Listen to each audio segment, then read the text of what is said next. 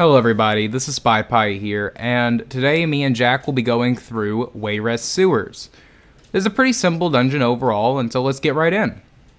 This is Wayrest Sewers 1, Deception in the Dark. So as soon as we get in, we're going to be facing a large amount of rats, as well as some bandit stuff in here. It's not going to be too hard, it's mostly just trash mobs in this place. The bosses are probably the easiest part of the dungeon. We're going to be mostly just going through and fighting a large amount of enemies, making our way through this dungeon. Alright, so as we're making our way up to Slime Crawl, first thing we should note is that he does have a light attack, it is a bite, as well as a tail swipe. The tail swipe is a knockback if you do not block it. Alright, and there's the first boss down. We're going to be running through here now into this big room. The second boss is right away, so as soon as we pull these trash mobs and kill them, we'll be right into it. Alright, so coming up onto the boss here, Garon has a mist ability that will channel energy and release a mist cloud in the room. This will chase the player, and it will swap targets on its own. So be careful with that, as well as Relentless Souls. Ever so often, the boss will teleport across the room, and whenever he does, he will spawn ghosts around him. So he does have an orb that he'll shoot at you. He will choose a target, and when he shoots it at you, the best thing you can do is either roll dodge or block it. Alright, so that's that boss down. We're going to be going through a bunch of rats here. The next boss is the Rat Whisperer. The Skeever Swarm, he will shout, "Come to me, my minions." He will summon a large group of Skeevers. They have very low health, so you can basically wipe them all down.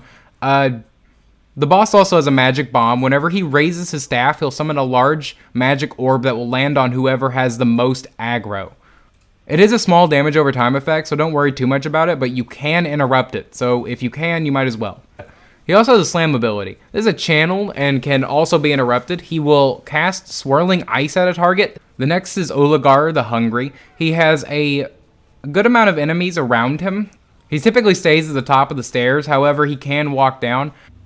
He does have a fear. The fear is a channel effect, however, you can use break free to get out of this. He also has a heavy attack. The heavy attack will be used at random, but it will mostly be used on the feared enemies. You can block this, and if you don't block it on higher difficulties, it can hurt you pretty bad. Occasionally, he will spin his weapons around, causing a damage over time effect in a massive AoE area. Next is Valagrain. He has a heavy attack, as most bosses do. He also has a burst. Occasionally, the boss will cast a fast-growing AoE on the ground. Make sure you step out of this, or you will take a large amount of damage. He also has a strike. The boss will randomly jump and spin and cast a very large thin-coned shock effect. Well, that can really knock you back, as you see right here. The knockback on it is pretty far, so it is quite a while before you'll actually get up to the fight again. Make sure just to keep block up whenever he starts to charge his heavy attack, and that way you don't get knocked back doubly so. Alright, so now is probably the largest amount of time that we're going to spend killing trash mobs before the next boss. So I'm going to go ahead and talk about the next boss. So firstly, Elaine has a heavy attack, as most bosses do. She also has a spin attack. After the heavy attack, she will do a very fast steel tornado type spin. You might want to block that. It will do a pretty good amount of damage. The ambush effect as well, as you'd expect from a Nightblade, she could teleport into the back. Whenever she teleports, make sure you block, as well as bats. Throughout the fight, she will disappear and have a couple bats spawn. Each time that she does it, it will increase the amount of bats that you'll have to fight. The bats are pretty simple. They have really low health, and realistically, you should be able to mow them down. She also has an Enrage. The final phase is under 25% health, and the last bat swarm, she'll go into the back with a red glowing eyes. She'll hit way harder at the end. That's where you're going to want to burn her down and make sure everything's, tied up. Alright everyone, and that is our guide for Wayrest Sewers. Alright everyone, so there are a few sets that we're going to go through that come out of this dungeon. Firstly is a Scourge Harvester. This will have a 1000 extra max health. You'll also, whenever you take damage, have a 10% chance to create a beam that will steal 3000 health over 6 seconds. The beam holds and grants you major vitality, increasing your healing received by 16%. The beam can break if you move more than 8 meters away. Next is Slime Crawl, which is 744 crit chance, and also grant you major berserk at all times, increasing your damage done by 5%.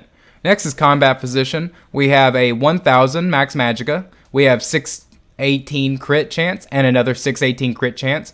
Whenever we critically heal ourselves or an ally, we'll grant a damage shield that will absorb 5,000 health for 6 seconds. This can occur every 6 seconds.